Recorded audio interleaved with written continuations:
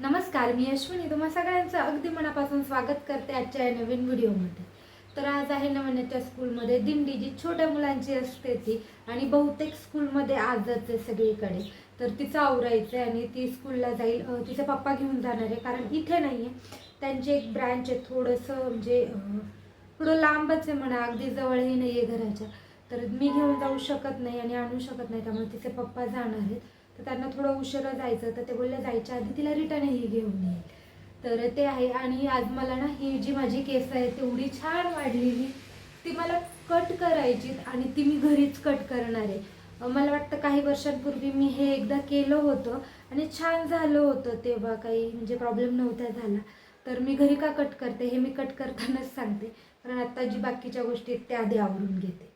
त्यानंतर नवन्याचं मस्त असं आवरून दिलं आणि ही साडी ना तिला आम्ही तिच्या काकाच्या लग्नात मी कस्टमाइज करून घेतली होती पूर्ण.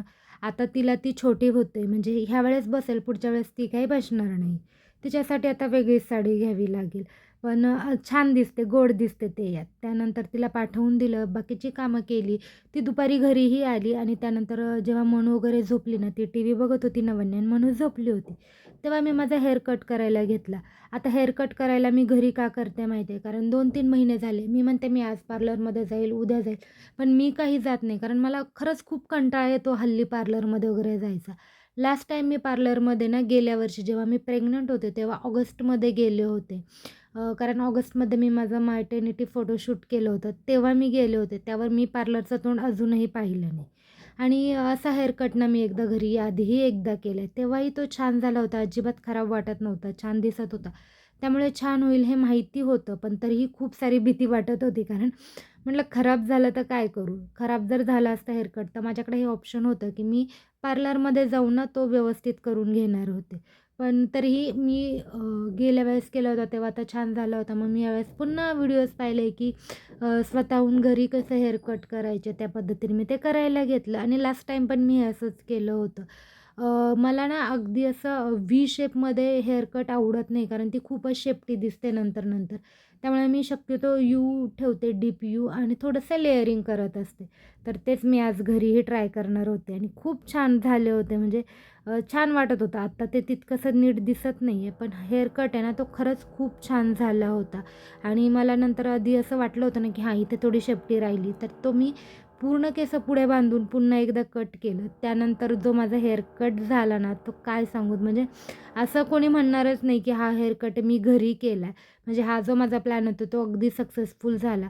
आणि हो, माझे ना वरचे जे केस आलेत ना आता नवीन, तर ते कर्ली आलेत. त्यामुळे मी काल ना थोडंसं स्ट्रेटनिंग केलं होतं, की हेअर कट करताना काही गडबड व्हायला नको त्यासाठी. त्यामुळे ते सगळे एकसारखे दिसत आहेत आणि माझे वरचे बरेचसे केस आता कर्ली दिसतात. केस धुतल्यावर तर खूप जास्ती दिसतात, वाळल्यावर तेवढेसे दिसत नाही. पण ठीक आहे, चालतं. आता पाहूयात मी पुन्हा ते ट्रीटमेंट करते आहे, की केसच छोटे करून घेते आहे, ते काही दिवसात कळेलच. माझं चालू आहे काही प्लॅन. एकतर कधी-कधी वाटतं, की अगदीच छोटेसे केस करून घ्यावे आणि कर्ली केसच मेंटेन करावे. पण हे असे जेव्हा स्ट्रेट केस पाहते ना, तेव्हा असं वाटतं नाही यार, परत एकदा ट्रीटमेंट करून घेते. आणि माझी केस खूप छान असे दाट आहेत, जाड आहेत आणि असे पातळ वगैरे नाही आहेत, म्हणजे त्यांचा व्हॉल्यूम पण खूप जास्त आहे. त्यामुळे ते कर्ली केस मेंटेन करायला ना थोडासा मला त्रास होतो. आणि हे माझं फायनल लूक आहे केसांचा. तुम्ही पाहू शकता, खूप छान कट झाला होता. मला तरी प्रचंड आवडला आणि केस कापल्यावर ना एक वेगळाच फील येतो. थोडंसं हलकं तर वाटतच होतं. तर हे तर मस्त कट झाला आहे माझा. पण मी माझी केस किती कापलेत हे तुम्हाला दाखवते. जे खाली फरशीवर पडलेत ते. हे असे एवढे मी केस कापले होते. हा सगळ्यात मोठा माझा जो होता ते. आणि हे जर बाहेर कट करायला गेलं ना, तर ते खूपच जास्ती कमी करतात. त्यानंतर हे संध्याकाळी लवकर आले. मी मस्त असे भजी आणि चहाचा प्लॅन केला.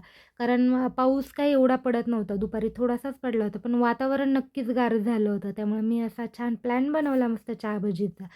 नंतर संध्याकाळी आम्हाला बाहेर जायचं होतं, कारण ननू-मनूसाठी मला काही ड्रेस घ्यायचे होते. कारण उद्या आषाढी एकादशी आहे, त्यासाठी. हे अगदी अचानक ठरलं. मी यांना म्हटलं, "आज घेऊनच येऊया, काही नाही होत."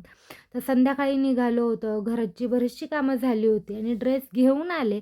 पण मला ड्रेस घेऊन आल्यावर शांतता नव्हती. याच्यावर हे असे जे नाव असतं ना, आणि हा जो आपल्या विठ्ठलाचा टिळा असतो, हे वाला ड्रेस मला त्या दोघींसाठी घ्यायचे होते. म्हटलं आता दोघी आहे तर दोघींनाही सेम सेम घेऊ. नवन्याचा अगदी मापात भेटला. म्हणजे तिला मी म्हणत होते, की "तू दुसरा घे म्हणजे विदाऊट त्याच्यावर नाव वगैरे असेल ते. मी घरी गेले की तुला टिळा काढून देते." पण तिने काही ऐकलंच नाही. मग तिलाही ते घेतलं आणि आता ह्या कलरनी आणि ह्या ब्रशनी मी एक उद्योग करणार होती. तो म्हणजे काय माहिती आहे, ह्या ज्या कपड्यांवर विठ्ठलाचा टिळा आणि हे जे खाली विठू माऊली नाव लिहिलं ना, हे मला खूपच डल वाटत होतं. मग मी आता याला थोडंसं डार्क करणार होते. आणि हे असे उद्योग करायला ना मला प्रचंड आवडतं. म्हणजे आर्ट आणि क्राफ्टवाल्या ज्या गोष्टी आहेत ना, त्या करायला मला खूप मजा येते. त्यामुळे मी हे करायला घेतलं. आता हे माझं किती वेळ चालणार होतं हे मलाही माहिती नव्हतं. घरातली बाकीची कामं झाली होती, पण किचन ओटा अजूनही आवरायचा होता.